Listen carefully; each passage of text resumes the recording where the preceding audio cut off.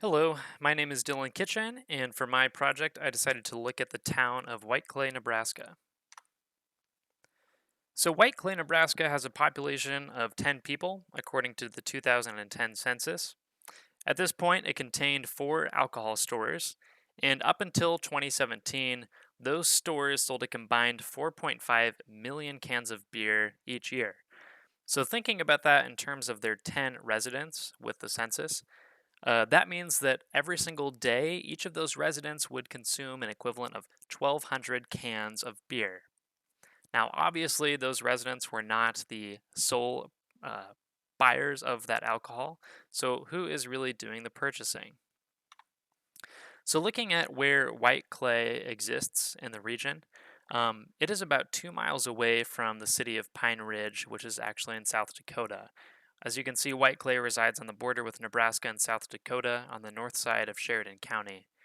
And Pine Ridge, as a city, exists within the Pine Ridge Indian Reservation, which is a dry Indian reservation and does not allow the purchase or consumption of alcohol. So a lot of the people that lived in Pine Ridge that wanted to consume alcohol or had substance abuse issues with alcohol would actually go to White Clay and spend a good portion of the day there consuming alcohol. So looking at some of the statistics with Pine Ridge, according to that 2010 census, about 20,000 residents lived on the reservation. The unemployment rate hovers at around 80 to 90%. The per capita income is $7,773 per person, significantly less than the United States average of about 26 to $27,000. Like I said, Pine Ridge is a dry reservation that prohibits the sale of alcohol. And looking at that strip of road, as you can't really see in this picture, but there's about 2 miles between Pine Ridge and White Clay, Nebraska. More than 1,000 DUIs are given each year on that 2 mile stretch between those two towns. And there are estimates that over half of the civil court cases on Pine Ridge as a reservation are caused by alcohol related issues. And there's also estimates that the rate of alcoholism on the reservation affects 85% of Pine Ridge families. And as a result of this, more than a quarter of the children born on the reservation are born with fetal alcohol syndrome or some other similar birth defects.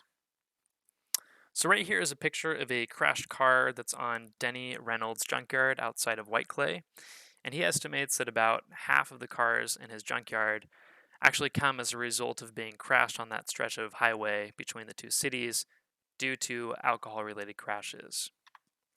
This is a picture of Moses Catches, who is actually digging a grave for one of his friends who unfortunately died along that strip of roadway um, going back into the reservation.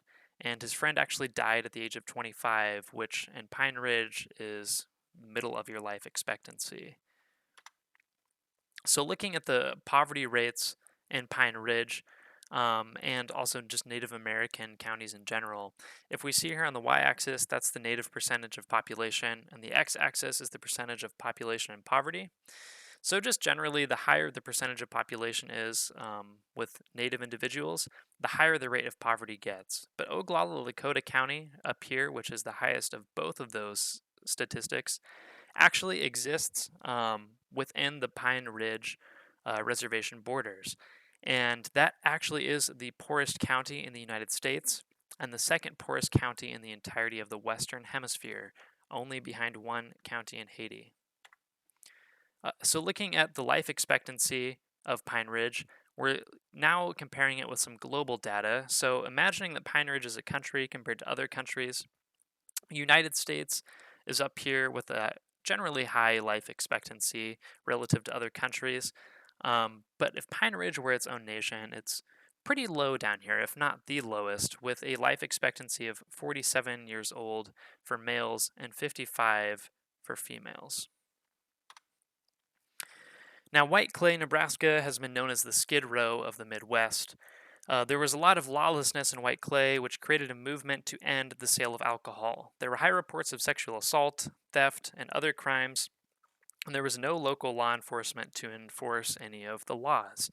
But a lot of opposition existed with the ending of the sale of alcohol, and it came from nearby towns and cities who wanted to keep the panhandlers isolated in one area and not have them enter into their communities.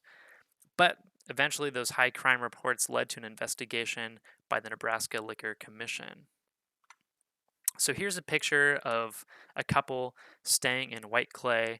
And Whiteclay actually had quite a few people that would stay during the day and then throughout the evening for several days in a row, consuming alcohol, prepackaged foods, and just camping out wherever they could, which actually did create a lot of litter and just a lot of panhandlers to stay in the area, which attributed to that high crime.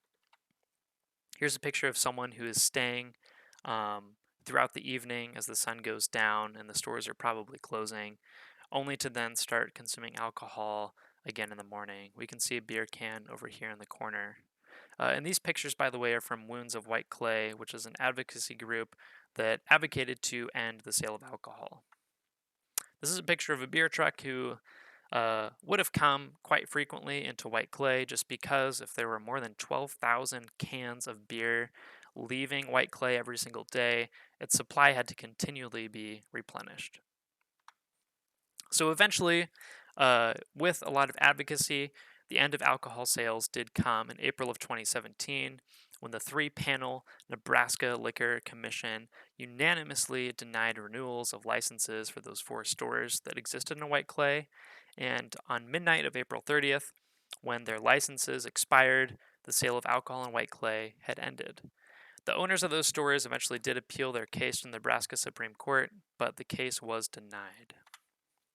So, some consequences and updates of the situation. After the alcohol sales in Whiteclay were terminated, the flow coming into Whiteclay from all areas has lagged. Because of this, bootlegging within Pine Ridge as a reservation has gone up. It goes anywhere for $3 for a can of beer and $10 for a water bottle filled with a vodka water mixture. On the bright side, a Family General was constructed in Whiteclay, which created new jobs along with higher traffic into the grocery store in Whiteclay and a restaurant, which created more jobs for residents in the Pine Ridge Reservation. Alcoholism has generally decreased, but it still is a rampant problem on the reservation. Nebraska Senator Tom Brewer stated, "A lot of good things have happened, but we've got a step or two to go." And he was referring to the fact that many are still traveling further to areas like Rushville, Nebraska, Gordon, Hay Springs, and other nearby areas in order to purchase alcohol. And former liquor store owners are suing their lawyer because they believe that he actually ended up screwing their case in order to head to the Nebraska Supreme Court to get that repeal of their licenses revoked. And he did this by not notifying the witnesses in time that they had an appeal. And so they're suing him, and that currently is going through the legal process. But on the bright side, uh, advocates that are living within Pine Ridge's borders have secured a $500,000 government grant in order to create a rehabilitation facility with between 40 to 65 rooms and an abandoned school, which will hopefully help with the substance abuse issues that exist within the reservation. And again, this is a small step, but a step in the right direction. And here is my bibliography and other sources continued. Thank you.